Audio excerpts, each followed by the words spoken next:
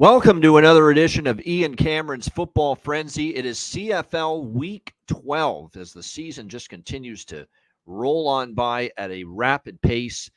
That we're already in Week 12 is pretty amazing, but we are here already. September Labor Day Classic is going to be next weekend, if you can believe it. So we're at that time of year where we often say, and I've said this for years, CFL season, it really starts to heat up as far as the playoff races and the positioning goes. Once we get to Labor Day, well, we are at that time of year. So things are about to heat up. The West Division is all of a sudden incredibly wide open and competitive. And we'll talk more about that in just a moment.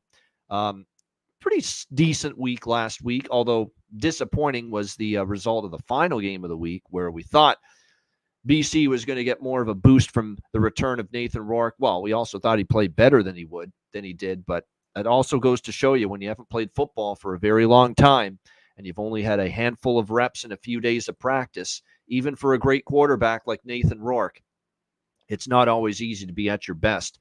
And we certainly saw that in his return to the CFL last week. Of course, he'll be back in action with his suddenly struggling BC Lions that are now 5-5 after a 5-1 start when they go to Ottawa to take on the Red Blacks. We'll get to all that and all of the Week 12 card in just a moment. But first, as we always do, we start by talking about the team that is on their bye week, and that is the Calgary Stampeders on their bye week this week.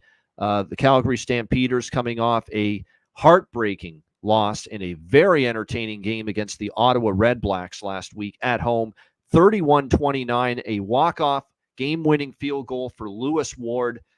He got all of it, and he connected on it. Hurt me a little bit because I had Calgary money line. Did have the over, though, which ended up being one of the highest scoring games of the week. It went back and forth early. The defenses did settle down a bit after that, but you got to give Jeremiah Masoli credit. His first start since early last year, only his second start in the last couple of years. And for him to play that well, 27 of 35, 254 yards passing, 1 touchdown, more importantly, no interceptions. That's the stat that I really like about Jeremiah Masoli's performance. He didn't turn the ball over. Ball security was there. They got 120 yards on the ground from Rock Armstead, as he's called. Jalen Acklin, right away reestablishing that connection that Masoli and Acklin had earlier in Ottawa, and also back to their days with Hamilton. Braylon Addison had another guy that, Masoli's familiar with.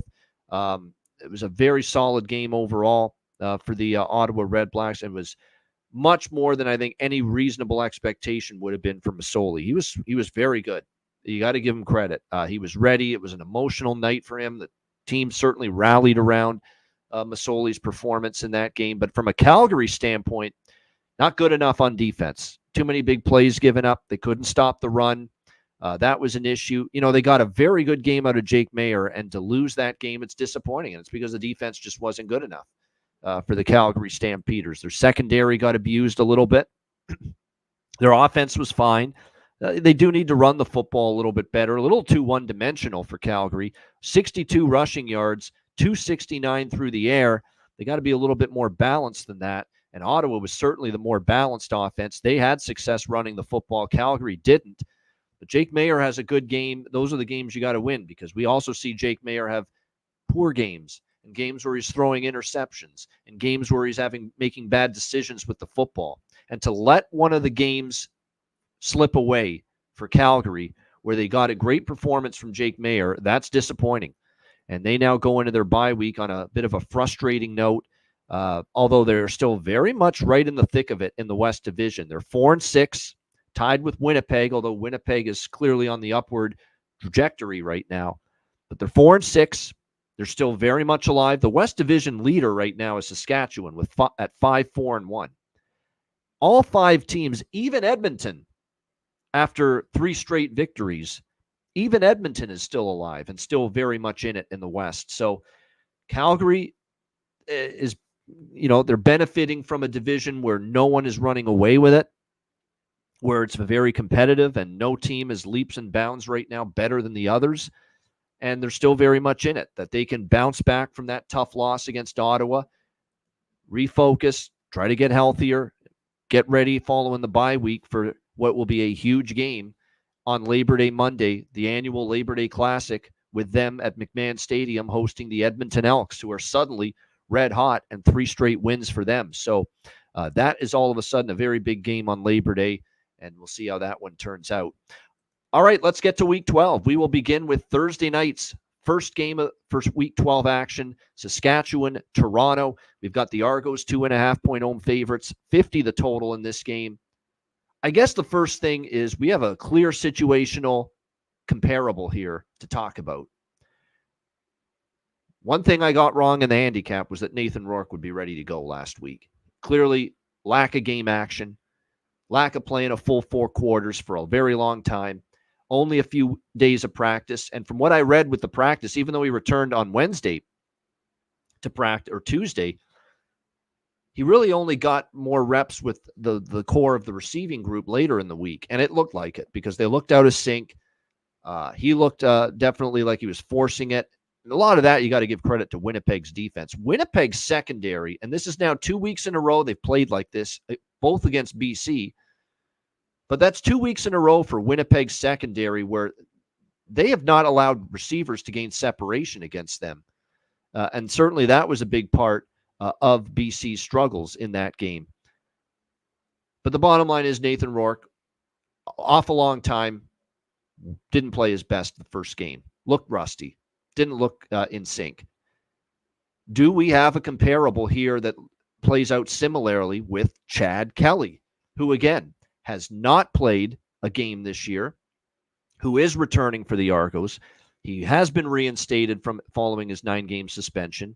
That happened over the weekend, and that we're not here to talk about whether he should be back or not, whether the suspension should have been lifted or not. People have their opinions on that. We're here to talk about the football situation regarding this. Chad Kelly's back. He's getting just his first practice reps the last couple days to get ready for this game. And this is a guy that didn't even have a training camp. He was not even allowed to participate in training camp. So this is essentially not only him getting ready for his first start with no starts, no game action, not even on a football field all these weeks and months, but he didn't have a full training camp either. So if we saw Nathan Rourke look rusty, look off his game following, playing for the first time in a long time, could we see that from Chad Kelly here and the Toronto Argos? Because look, Nathan Rourke was walking into a team he's very familiar with and an offensive coordinator he knows well. And so is Chad Kelly. Ryan Dinwiddie knows that this playbook, knows this offense really well. Well, did it help Nathan Rourke that he had the experience, that he had the knowledge of the playbook in his first start in ages? No. So I do have concerns if this Argos offense and Chad Kelly in particular, if he's going to look great and sharp and, totally in sync and locked in right away with this offense. That's a concern for me, laying points with Toronto here in this game. Big concern. No question. Meanwhile, you look at Saskatchewan, and I know this is going to be a revenge spot for Toronto because Toronto lost in Saskatchewan. If you actually look, revenge spots are not doing that well this year. Teams are beating the team again, for the second time. Look at BC Winnipeg. That was a revenge spot for BC. It didn't matter. Winnipeg beat them again. When you look at Saskatchewan, they beat Toronto, and that was Cam Dukes didn't have a good night. The defense took advantage of it, but they still won that game without their top quarterback. Shea Patterson played in that game. Now you have Trevor Harris. And I'll say this about Saskatchewan. 27-24 loss, but you played the champs. You played a hell of a football team, and you actually outplayed them, and you should have beat them. No doubt. You outplayed them, and you should have beat them. The problem for Saskatchewan was settling for field goals too much, bogging down in the red zone too much, stalling in the Montreal side of midfield too much. And then the obvious problem was you lost out on up to 19 points because of wayward, horrendous kicking from Brett Lothar. A good kicker who just had a horseshit night. Horseshit. Brutal. Bad as it gets. No question about that. Probably the worst game you will ever see Brett Lothar play as far as kicking. You always hate to say one guy cost them the game, but that's as damn close to one single player costing Saskatchewan a victory as you'll ever see. He's better than that, though. I'm not ready to give up on Brett Lothar, and I'm glad Saskatchewan hasn't. I'd watch him in Toronto because he's a good kicker. He's been a good kicker for a very long time in the CFL. Watch him play a lot better. It would not surprise me one bit. So that's a fascinating dynamic. But at the same time, if you're going to see your kicker struggle again and leave points on the board, that's something you do have to be worried about if you're going to take Saskatchewan. What I'm not worried about, though, is their offense. Trevor Harris, man, to lose that game with this stat line, it's sickening. If you're Saskatchewan, you feel sick that you lost that game when your starting quarterback back in the huddle, back on the field for the first time in many weeks. Trevor Harris completes 31 of 39 for 355 passing yards, 2 touchdowns, no interceptions against that defense. Montreal, the best defense in the CFL, that ball-hawking secondary that normally it forces at least 1 interception from the opposing quarterback every week. He was an immaculate return for Trevor Harris. He was terrific. He made good decisions. He wasn't scared to check it down, short intermediate passes when nothing was open deep, find his running back out of the backfield. He played such a good football game, especially considering it's his first start in a long time back in action against that defense too, that caliber of defense. And for him to have a stat line like that and his team still loses the game, that's a bitter pill to swallow. That is a really fucking tough pill to swallow if you're Saskatchewan. But I think that leaves them fired up here, looking to bounce back. The Trevor Harris said the right thing. The goal is not to go to feel this way 2 times in a row, as in losing. So they've got the right mindset. I like that they're getting healthier. Ajo is going to play at receiver. They get Kean Schaefer-Baker back at receiver. They got one of their O-linemen back. They got Jameer Thurman back from injury last week. They do lose Mitch Picton, who had a touchdown reception from Trevor last week. But the good news is, yeah, you lose one receiver, but you get 2 pretty good ones back with Ajo and Schaefer-Baker returning for the Rough Riders in this game, which is definitely a good sign for them. So the way I see it is, look, 2.5. There's now a couple of 3s popping up. I like the Riders here. I think it's going to be a tough game for Toronto to win at all, let alone win by margin, especially when you factor in that we don't know if is Chad Kelly going to suffer the same fate Nathan Rourke did, out for ages and doesn't look sharp right away.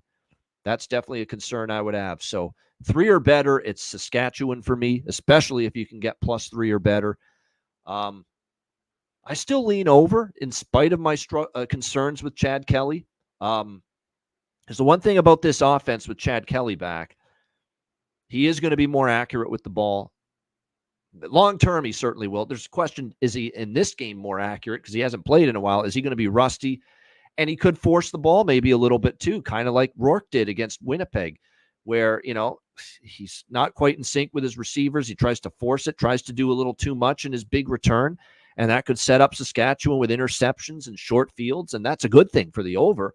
So I still think it can get over the total at 50. I do think the Riders can move the ball against the Argos defense. I love what I saw from Trevor Harris. If the Riders can move the ball like that against Montreal, they should be able to do some damage here against Toronto in this game. So I do still like over 50. And like I said, certainly at anything +3 or better, I think I'd still like Saskatchewan at the current number. But if you get at 3 or better with them by kickoff on Thursday night, I think they're the side. I'm not running the lay points with Toronto here in this first return for Chad Kelly.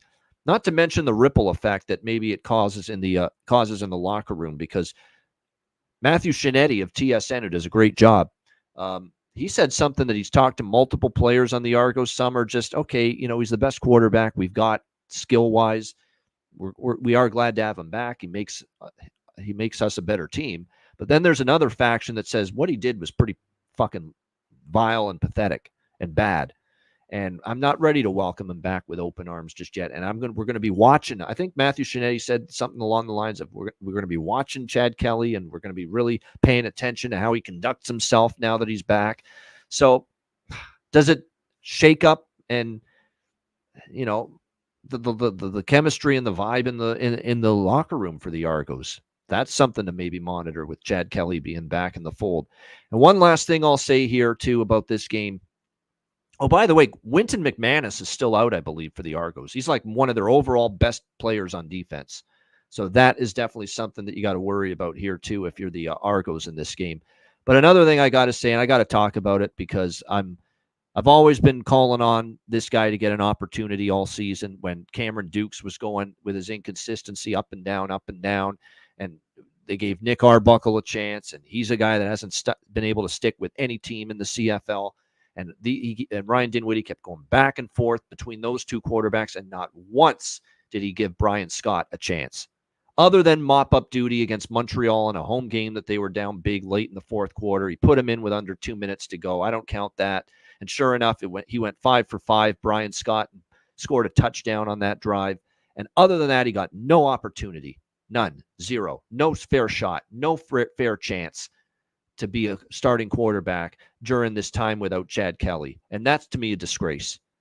I know this is a coach in Ryan Dinwiddie. He's had some good moments. They won the Grey Cup a couple of years ago. Can't take that away from him. But that's a disgrace what they've done to Brian Scott, that they have not given him any chance to prove what he can do on the football field in meaningful game action. Not mop-up duty when you're down 2 scores and the game's over. I'm talking about meaningful action in a game where you can win, and you didn't give that guy one chance when you got Duke's up and down like a yo-yo with his fucking performance, and you've got Arbuckle, who hasn't been able to stick as a starting quarterback anywhere in this league over the years. And you can't give Brian Scott a better shot and a better chance than that. Bull crap. He deserved better than that. And sure enough, he got released. And you knew it was going to happen. He didn't get a chance. You knew they weren't going to carry 4 quarterbacks on the roster. You knew he was as good as gone. And I knew it all along, too. And that it was going to, as soon as Kelly came back and said, watch, they're going to cut Brian Scott loose. And that's exactly what they fucking did. And he didn't get a fair shot at all when he was there. And that's disappointing, because this is a guy that's played well in spring football south of the border. He had a great college career, Occidental, and he's from California. And, you know, he had shown enough in preseason games that he played very well. And you couldn't give him a chance to showcase himself, a better one than that. That's very disheartening, very disappointing. I'm very, very disappointed in the whole Argos staff for not giving this guy a fair shake. That's exactly the way I see it. And I don't just ask me if you think I'm, I don't know what I'm talking about. Well, maybe a former teammate of Brian Scott knows a thing or two about how he's been blackballed, how he has not been given a fair chance. Darius Pickett on Twitter X, who's now with Ottawa, posted, they're scared to see you shine or something. You deserve better. That's a former teammate when the two of them were together in Toronto, sticking up for Brian Scott, saying he got, shafted here. He got the short end of the stick. He deserved a better chance than that. That's a former teammate of Brian Scott saying that. So clearly it proves that I've been right about this situation all along. Didn't get a fair shake. And that's disappointing. I hope someone signs Brian Scott. I think he's good enough to at least be on the CFL roster, at least in a backup role, and at least given a chance to play at some point. But we'll see what comes of that. All right, next up, we've got Hamilton and Winnipeg. Friday night football tonight. And yes, I've got to dread watching another game with my sorry-ass Ticats. Winnipeg, 9.5-point home favorites, 49 the total in this game. I made the mistake of taking an over in a Winnipeg game last week. But again, that was contingent upon, Zach Collaros and the offense coming off a bye week, BC's defense not playing as well, and then Nathan Rourke coming back, which I thought would jolt the BC offense. But we really do have to give Winnipeg's defense credit. They have played some not just good, phenomenal football, amazing football defensively the last few weeks. And really, this is not just the 2 wins against BC back-to-back, where they gave up 11 points combined. This goes back to the Toronto loss and even the Saskatchewan loss, where they gave up 16 and 19 points, but the offense didn't do enough for them. Like, they have given up a grand total of 46 points in their last 4 games. So you do the math, and that's not even 12 points per game. What's happened? Well, the pass rush is starting to get going. Willie Jefferson's starting to get going. And the secondary, which was young and inexperienced in a lot of spots early in the season, man, have these young defensive backs really, really shown me something. Evan Holmes been incredible. We've said that all year. He's been great as far as defensively and making big tackles. But what about Dietrich Nichols? What about Tyrell Ford, man? How about the way this guy's playing in the secondary right now for Winnipeg? Like, that's 2 games in a row against BC. Not once or very few times, if any, did a BC wide receiver gain separation from anybody in the Winnipeg secondary. That speaks to just how suffocating the coverage has been down the field. Nobody was open for BC. Nobody could get open against this secondary, and they have blanketed opposing receivers. It was like there was a Winnipeg cornerback or a safety in the hip pocket of every BC receiver every play on offense the last 2 games. Like, their secondary is locking it up to that high of a level right now. And it's not what you want when you're a sometimes interception-prone, force-the-football quarterback like Bo Levi Mitchell, who, by the way, will start here. Taylor Powell was given the number 1 quarterback spot for the Ticats prior to last week, but obviously suffered that head injury against Edmonton. They had to take him to the hospital. And now he's going to be out for, I believe, the next, as he's on the 6-game injured list. Same with Luther Hakunavanu, who suffered that early injury in the game against Edmonton. 2 scary situations. I was in the stadium, too, for that Saturday night. That's one of the quietest, most, concerned group of people I've been with for a sporting event. Just, it was very silent. I don't want to say deathly. That's a poor choice of words, but it was very silent. And it was scary there for a moment, but thankfully, they got them to the hospital. Powell and Luther Hakunavanu, yes, head injuries, but they eventually, the real bad one was Luther Hakunavanu, where he wasn't moving at all for a bit, but eventually the ambulance took him away, and he's going to be out for a period of time, but at least he's on the mend. Powell, same thing. So it is Bo Levi Mitchell by default, and I know there's a guy that Milanovic just benched a couple weeks ago, and here we go. He's back at quarterback. And to think of, he's going to have to make plays in the passing game to Tim White, Stephen Dunbar, Keandre Smith, and the rest of these Ticats receivers. And he's going to have to do it against this secondary that's been just blanketing every receiver the last few weeks. It feels like you can't get open against this Winnipeg secondary. And we know Bo Mitchell's accuracy comes and goes. So I'm worried that the interceptions come to play again here for Bo against this. The secondary's been just incredible. Go back and watch the last 2 games against BC, and you'll see what I mean. There's been no separation against these Winnipeg defensive backs. And if BC's tremendous receiving core can't gain separation against them, why the fuck would I expect Hamilton's receiving core to gain separation against them? So it's a tough matchup. There's no question. However, as much as Winnipeg's rolling and these 2 great dominating wins against BC, and how great the defense has been now for 4 straight games, we are still talking about a Winnipeg team that on offense, which is why they're 9-1 to the under this season in 10 games, we're still talking about a Winnipeg offense that is not always finishing drives with touchdowns. They are still, settling. They are still going 2 and out a bit too much. They're still settling for field goals a bit too much. And they have still yet to top 25 points or better 25 points in their last 4 games. So let's say Winnipeg only scores 25, 26 points again here, which has been their high water mark the last 4 games. You're going to need a decent amount of offense from Hamilton here.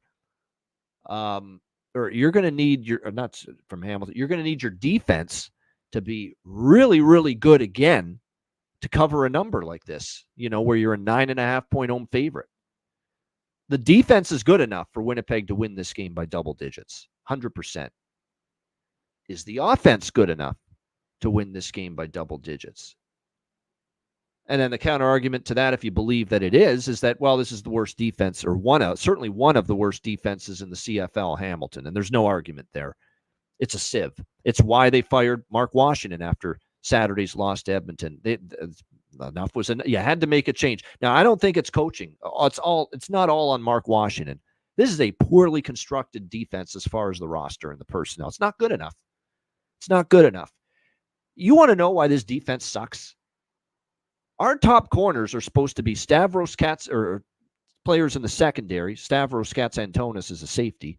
Our top defenders against the pass in the secondary are supposed to be Stavros Katsantonis, the Greek stallion, and Jamal Peters, the veteran corner we got from Toronto in the offseason.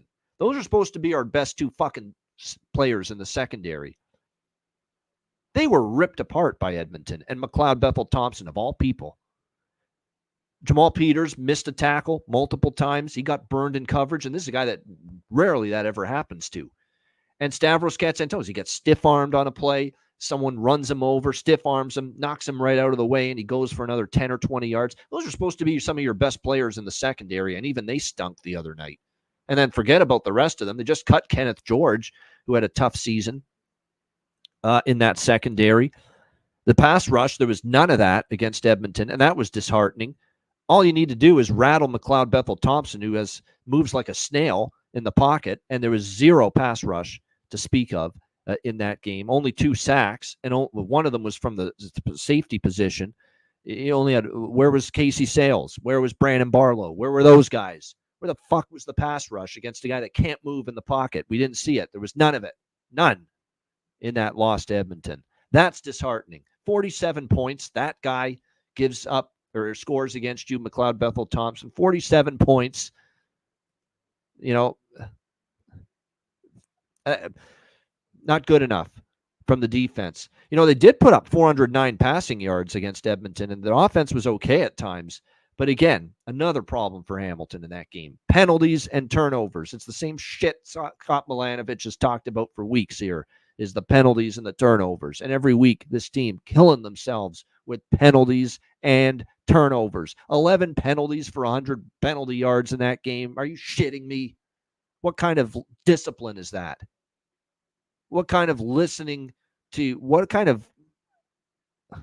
how do you hear from the coach going into that game last week that we need to clean up the turnovers, we need to clean up the penalties? You end up going out there, you end up losing 2 fumbles, and the quarterbacks throw 2 interceptions, and you have 4 turnovers in that game. You have 4 turnovers and 11 penalties in that football game, right after your coach just got through saying, we need to cut that shit out, and we need to get rid of the penalties and the turnovers.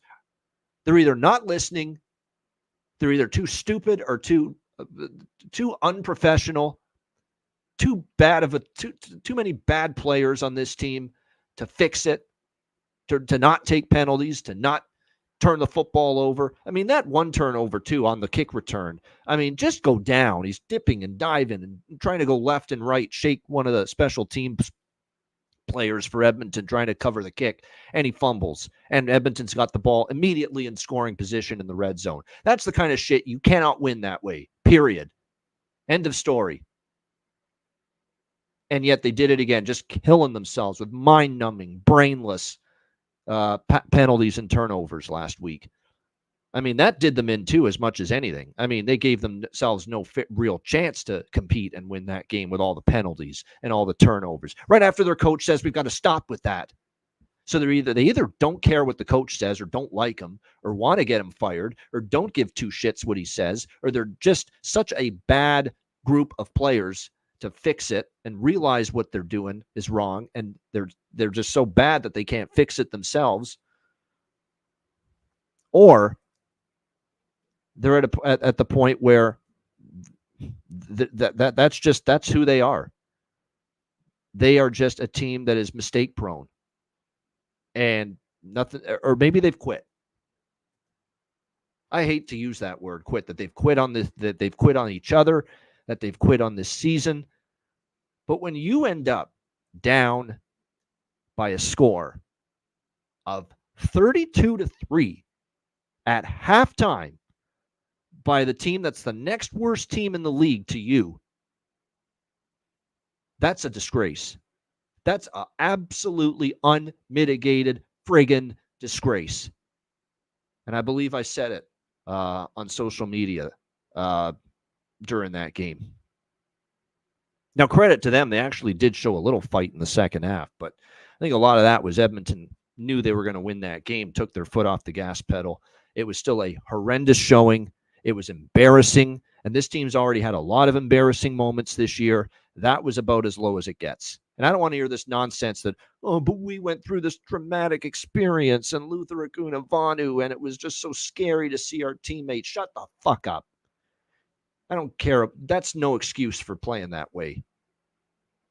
You got to be professional, strap your helmet on, get up, get the fuck on the field, and play to the best of your ability. And that team came nowhere close to the best of their ability yet again last week. So now they got to go into Winnipeg, this building, take on this Bombers team that's the defense is just suffocating right now. And Hamilton's defense is just absolutely horrendous right now. And if you think for a moment that I'm ready to just drink the Chris Jones, and I can't believe, and I love that they made the change. It had to happen. He's a good man, Mark Washington, and I don't think it's all his fault. I think this personnel on defense is horrible, and there's nothing he can do about that. He's given the players to try to coordinate, but still a change had to be made. You got to try at least something different. But I can't believe, and I like that they made the change. They had to, I think, at this point, say goodbye to Mark Washington. But I can't believe the guy they picked is Chris Jones. What makes them think that Chris Jones is the guy to fix this defense? Did he fix Edmonton's defense in 3 years when they went 8-33? Did that defense get one lick better? Did it get one lick better? Edmonton's defense under Chris Jones? No, it did not. And Scott Milanovic, I'm listening to this bull junk from him earlier this week. Well, he's a good friend of mine, and I know what I'm getting. What are you getting, Scott? Exactly. Let me hear. What do you think you're getting from Chris Jones? Because the last time I saw Chris Jones running a football team, is either a head coach or a coach of any kind, and certainly GM in Edmonton, I saw him not bring in good personnel on defense and not know how to make them better when defense is supposed to be his specialty, his calling card. Scott Milanovic is thinking back to 10 years ago, 15 years ago, which is probably the last time Chris Jones has had a good defense. And yes, some of that was when he was with Scott Milanovic in Montreal and when he was with Scott Milanovic in Toronto, and they won a Grey Cup together back in 2012 with Ricky Ray as the quarterback. I understand all that.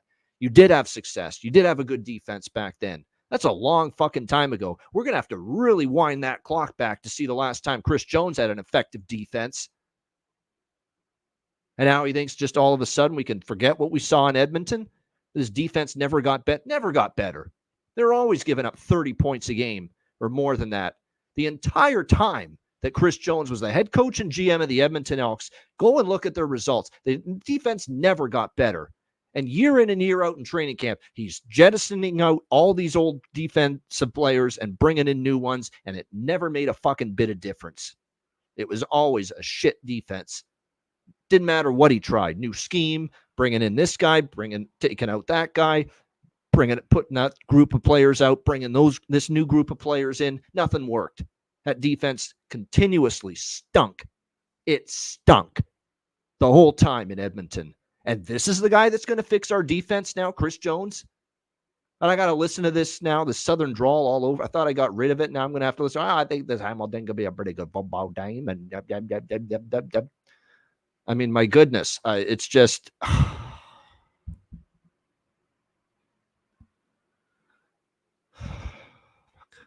Can we end the season already? Seriously, for the Ticats? Can we just end it? I've had enough. I'm emotionally and mentally spent. My wits end. The rope has snapped when it comes to me with this football team this season. So, normal football teams, and I'm not sure the Ticats of 2024 are a normal football team, but in most cases, a normal football team, when they make a change at coordinator, there's a spark in that first game. There's a renewed energy. There's better performance. Am I ready to bank on Hamilton bringing a better defensive performance? What, just because Mark Washington's gone and now Chris Jones is in as the defensive play caller? You know what's worse, too, is they're not even paying him. They're not even paying him. out of a goodwill for a good friend of his, Scott Milanovic. He's come in here to call the plays on defense the rest of the season without getting a penny from Hamilton. It's almost like it's a sympathy. It's like almost like he's doing volunteer work. That we've become such a fucking charity case as a football team. We got a guy that we're not even paying. I'll volunteer. I love you, Scott. I'll do some volunteer work for you. And that's embarrassing in and of itself. This guy is not even getting paid, and he is going to be calling plays for the rest of the season. Not that he fucking needs it. That buyout that Edmonton is paying him to get rid of his ass a month or two ago, that buyout that he's getting is a rich and a handsomely rich bit of money coming his way. So he is not in the poorhouse. Trust me. And that's why he probably agreed that, you guys don't have to pay me. Edmonton's going to have to pay me a shit ton of money for the next 2 years because that's what they had to do just to get rid of me. So this is a mess of a football team. This is a game I want nothing to do with, betting-wise. Because as much as Hamilton feels toxic, and Bo Levi Mitchell and his interception ways against this just dynamite secondary and just this suffocating defense right now, I don't trust him. And by the way, Hamilton's last 3 losses by 17, by 10, by 25. The losses, and then they had the 2 wins, and then you know what the losses were? The margins before that? 16 to BC, 16 to Saskatchewan. They did have a 2-point loss at Ottawa, and they probably should have won that. But there's been a lot of double-digit blowout losses for this Hamilton team this year.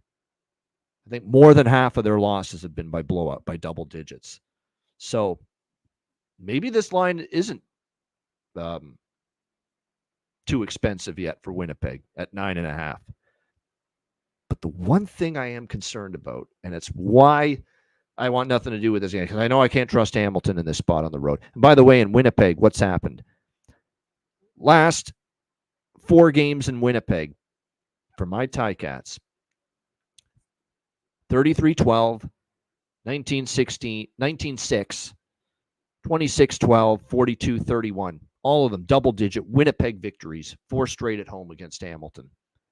I mean, to me, it feels like it's a layup or too easy to just take Winnipeg. But here's my one concern for Winnipeg. 2 huge wins against BC. This game, and then 2 monster games against Saskatchewan back-to-back. Labor Day weekend in Saskatchewan, Banjo Bowl in Winnipeg after that. Massive potential for a flat spot here. Massive. With an offense that, look, is going to have to score points to cover this number, even if their defense shuts down Hamilton. So that's the issue. It's the situationals for Winnipeg, and it's the offense. Can they score enough to cover 9.5? And are they focused enough off 2 huge wins against BC and 2 monster division games against a bitter rival in Saskatchewan on deck? Do you have the focus? Do you have the discipline? Do you have the maturity to go out there and lay waste to a very bad football team? That's the challenge to the Winnipeg Blue Bombers this week. I don't want to guess. I don't want to question. I don't want to think about, is Hamilton going to take advantage of a flat Winnipeg team? Maybe. But even if Winnipeg is flat, Hamilton's sometimes so bad it doesn't even matter. And then for Winnipeg in this kind of a brutal spot, non-division game after 2 huge division wins and the 2 big division rivalry games on deck after this against Saskatchewan. Do I want to lay 9.5 with still an offense that's trying to find it themselves? No. It's easiest pass on week 12 for me this game. Easiest pass on the board. Total same thing. I can't bet a Winnipeg game over with 9-1 to the under for them. But do I want to take an Hamilton game under the total with their defense? And I'm not I got to see the defense look better before I'm ready to believe it. Just because Chris Jones is there, the personnel hasn't changed all that much. And I think personnel is a big problem. One of the biggest problems with this defense right now, more so than the DC, or at least as much. So, like I say, that's an impossible game from a betting perspective, as far as I'm concerned. Hamilton and Winnipeg, kind of a sick, in a weird, bizarre way, a sick game to watch because it's just so it's so many different ways it could turn out. But I think from a betting perspective, for me, it was the easiest decision this week to say, stay away. Don't do anything with that football game. All right, next up, Saturday, BC and Ottawa. We've got the BC Lions, 1-point road favorites, 49.5 the total in this game. We talked about it already. Nathan Rourke, the struggles in his first game. And obviously people thinking, uh-oh, what's the problem here? That did not look like the Nathan Rourke we saw a couple years ago. Absolutely. But he hadn't played in a while. He hadn't played a four-quarter football game in a very long time. Just got to the team that week. It was a whirlwind type of situation. He only practiced with the number one receivers later in the week. So, there were all kinds of concerns there. And clearly you could tell, just out of sync, just not sharp, not in tune with the receivers in that. And plus, Winnipeg tipped the cap to the defense. They were awesome, as I talked about, in that 20-11 victory over the BC Lions.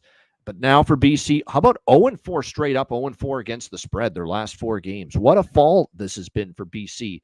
From clearly the best team in the West to now second in the West behind Saskatchewan, 5-5, and barely ahead of Winnipeg, Calgary, and even Edmonton, who are all right behind them now in the West Division. So suddenly this is now, and it's not going to get any easier. Talked about how they lost back-to-back to Winnipeg. And then before that, they had a lot. In between, they had a loss to Edmonton with Trey Ford at quarterback, and then that heartbreaker against Calgary, 25-24 on the road against the Stampeders. But it's not going to get any easier. They have Ottawa, who have been one of the surprise teams, 6-2 on the season, and right now you have to treat Ottawa like one of the better teams in the CFL. You have Ottawa on the road here. You have Ottawa again at home next week. And then you're at Montreal against the defending Grey Cup champion Alouettes. So it's not going to get any easier for the BC Lions to try to get out of this little slump that they're in right now. However, let's pump the brakes a little bit. And let's not just assume that because Nathan Rourke was terrible last week that he's going to be just as bad this week. He's going to get another full week of practice. It can only be a good thing for him. It can only be a good thing for the offense. And that is something you have to keep in mind going into this game. And to me, there is still a shit ton of talent when it comes to Nathan Rourke and the potential this offense has with him under center. I would say, quite honestly, that I'm ready to say I think he is going to be better, and he is going to be in a situation where he's going to be ready to play better for this team in this game. So going to be interesting to see how it plays out for BC, but I think you're going to see him be better. I do here in this one. It is worth noting they still have a couple injuries on defense, including Christophe Beaulieu in the secondary. Vernon Adams is still not back, so it's going to be Nathan Rourke here at quarterback for the BC Lions in this game. And don't forget, there's still a good amount of talent and on this receiving core. But, all of a sudden, the last few weeks, Alexander Hollins and Justin McGinnis and, Keon Atcher hasn't really lit things up since he's been back from injury.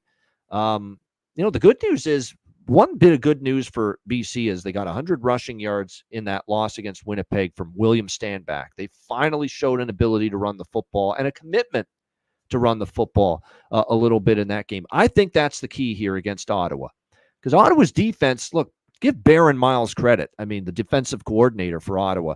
This has definitely been an improved defense this year.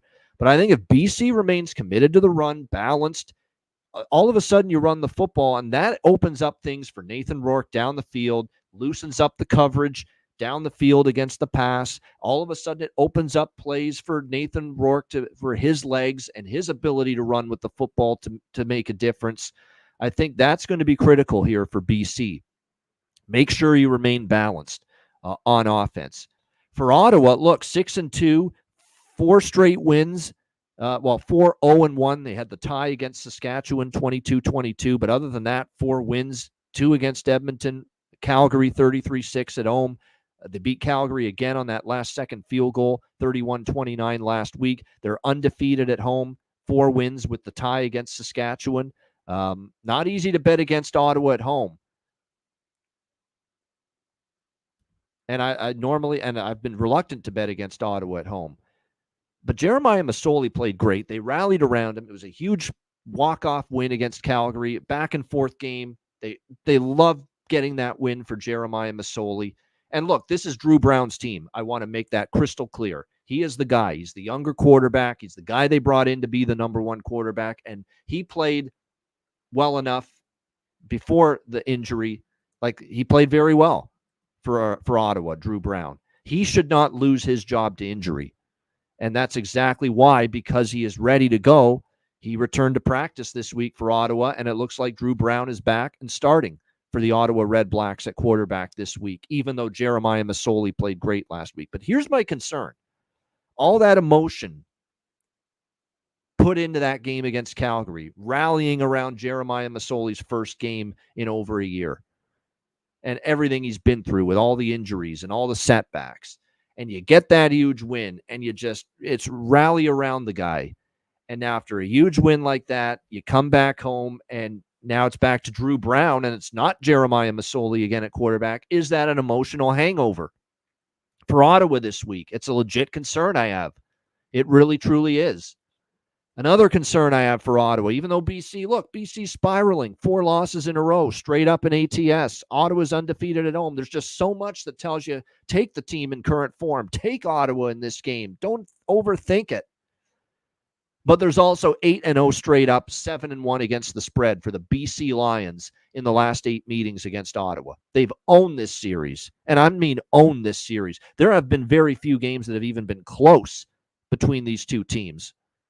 In the last 8 meetings. BC has dominated this team. And now we're talking about a straight-up win situation with this game lined right around a pick'em, -1. It feels like the ultimate discount on the BC Lions here. And I believe in Nathan Rourke. I believe in this offense. I believe they can still be one of the best teams in the West and still get to the Grey Cup in Vancouver, and where they host it this year. I think it's a nice buy low number. It's a decent buy low spot. And I think because they go back to Drew Brown's going to be the guy long term. He's played well. He could play well again here, because it's not like BC's defense has played as good the last few weeks.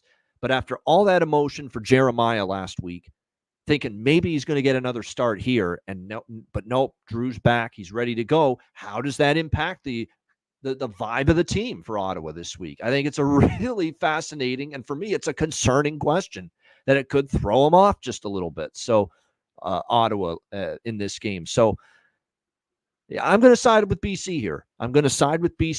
I know it's a team that hasn't lost at home yet. 4 wins, the tie against Saskatchewan, but I think it sets up nicely. People are already saying what happened to Nathan Rourke and starting to doubt him. Yeah, we'll see in this game. Here against the Ottawa Red Blacks. I would not be surprised if we see a little bit more like the Nathan Rourke we've seen in the past here with the BC Lions. I like the over as well. Drew Brown at quarterback, he can still move this team on offense. We're seeing good things from Edmonton. They've put up 31 or more points in 3 of their last 5 games, which has been impressive. No question about that. You look at the Ottawa-BC series history, 4-0 to the over in the last 4 meetings between the Lions and Red Blacks. 58, 65, 53, 78 points. Tons of points in these games, the last 4 between BC and Ottawa. So I like the over as well. Again, we get a discount on BC, and we get a discount on the over because their offense looked like shit last week against a rapidly improving Winnipeg defense. So I think BC's the value, over is the value in this game. 4-0 to the over in the last 4 meetings, 8-0 to straight up for BC in the last 8 meetings against Ottawa. I think this could be and will be the spot for Ottawa to lose their first home game of the season. Should be a great one, though, because if Ottawa wins this game too and proves me wrong, I will then say to them, wow, what a job by this team. And the one thing I will say about Ottawa is the improvement in offense, and Drew Brown's been a big part of that. And, of course, Jeremiah plays well in his return last week. He plays a part as well in the improvement in the offense. They have more weapons at receiver. Armstead's been great at running back. The O-line is better. But how about this defense? Because they were awful the last few years on defense. They were as bad as any defense in the CFL. And to see the improvements they've made on that side of the ball, it's been nice. It's been Very impressive to see, but I think it will get tested, this Ottawa defense here, by an angry Nathan Rourke, a focused BC offense. He's going to get another full week to really practice and get in tune with his receivers. And with all due respect to Ottawa's defense, they also did give up, a lot of points to Jake Mayer last week in Calgary. So as good as they've been, I don't think they played great last week, Ottawa's defense against Calgary. So I think BC gets their offense going, and I think Ottawa puts up points too, over for me in this game. And I do think BC, it's a discount. Doesn't mean that they're going to win, but it's a discount with where this number is lined, especially based on preseason expectations with these two teams. All right, final game of this Week 12 CFL card. We've got Edmonton and Montreal. We've got the Montreal Alouettes, 6.5-point home favorites, 51.5 being the total in this game. How about these Edmonton Elks? 3 straight wins, back in the mix again in the West Division. They're still very much alive. They're only two games or so behind Saskatchewan for first in the West. That is what these 3 wins have meant for the Edmonton Elks. So they're suddenly right back in the thick of it. And we'll see who's going to be at quarterback this week. But again, limited at practice, Trey Ford for the Edmonton Elks. That doesn't bode well for his chances of playing this week. Another thing to be concerned about is Luchez Purifoy, one of their key defensive backs in the secondary, was limited at practice. So keep an eye on that. Javon Leak too, but I'm telling you what, the Rankins kid really, I saw it firsthand, chewing up my Ticats last week in the run game. Very impressive showing. So even if Javon Leak is not able to play for Edmonton, they've got something in this Justin Rankin. He was very good last week, and he's been good the last couple of weeks, getting the chance for Edmonton at running back. So if it is McLeod Bethel Thompson, be a little bit more concerned, because then again, you're talking about a tremendous defense, Montreal. The pass rush that Hamilton wasn't able to get on MBT, maybe Montreal is capable of it. But I don't know if I want to go against this mojo that Edmonton suddenly has going, and they did open as a 7.5-point dog. There has been some early week money on Edmonton. And if you look at Montreal, the last 4 home games, 3 of them, the last 4 home games, let's go back to the Calgary game at home. 7.5-point favorites at home. They started slow. They did come back to win 30-26 by 4, but they didn't sniff a point spread cover, laying a touchdown or more at home. They lost outright to Toronto, 37-18, laying a touchdown at home, albeit that was the game Cody Fajardo got injured. Saskatchewan at home, they were laying 3.5, 4. That game they didn't sniff they shouldn't say they didn't sniff one, but they only won by 4. They had to come back from a massive deficit in the first half. That was the game Davis Alexander came onto the scene and replaced a struggling Caleb Evans.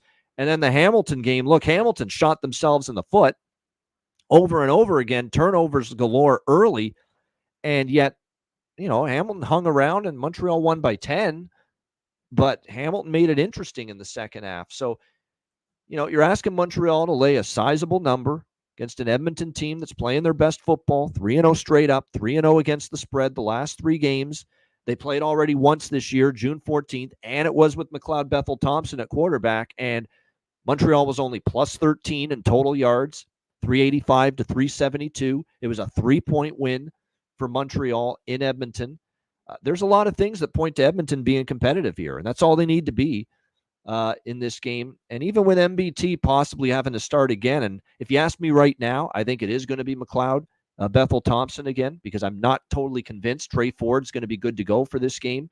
They may give him another week to get ready to be back for the Calgary game on Labor Day, which is a huge game in the West Division, but it does scare me on the road. Maybe MBT, look out, that pass rush gets to him, and here's the McLeod Bethel Thompson that's inaccurate and making mistakes and making bad decisions and throwing interceptions, which got him in trouble in the first place and benched for Trey Ford. But I like the vibes for Edmonton right now. I really do. And Montreal's not been dominating in this point spread range where they've been favorites of 6, 7 or more. They barely beat Calgary and won by 4. They lose to Toronto as favorites at home. They only win by 4 against Saskatchewan as favorites at home. And yes, they finally did win by more than 7 last home game, but that was against an awful Hamilton team. So I think at 7.5, I took Edmonton. Now, we've lost some value, be a little bit more hesitant now at 6.5, but I still think Edmonton or nothing at the current number for me. This is another one I lean to the over with. Montreal's actually been a bit of an over team on their home field. And in fact, for as great as the defense has been, Davis Alexander was just so damn good and solid. And by the way, that's something to point out too. Cody Fajardo is back. He's taken first team reps, and he has been announced by Jason Moss that he will start and return as starting quarterback for Montreal on Sunday. Hey, you knew as soon as Cody Fajardo was ready to return, he would. It's his team still. But I'll admit, I'm a little disappointed we're not getting at least another game to see Davis Alexander, because he's been fun to watch. And the job he has done in the absence of Cody Fajardo, you can't understate it enough. He has done a tremendous job. He showed a lot. He showed an ability to run, throw on the run, be accurate, have presence in the huddle, have his team believing. They bought into him because he showed it with his play on the field. So impressed with Davis Alexander and what he did when Cody Fajardo was out. And now wait till they get Philpott back, although I don't know if it'll be this week. Wait till they get Keon Julian Grant back from injury. And I'm seeing that he is potentially going to return this week, although limited in practice. We'll see. Wait till they get all these receivers back. Wait till Tyler Snead comes back, too, the kid out of East Carolina.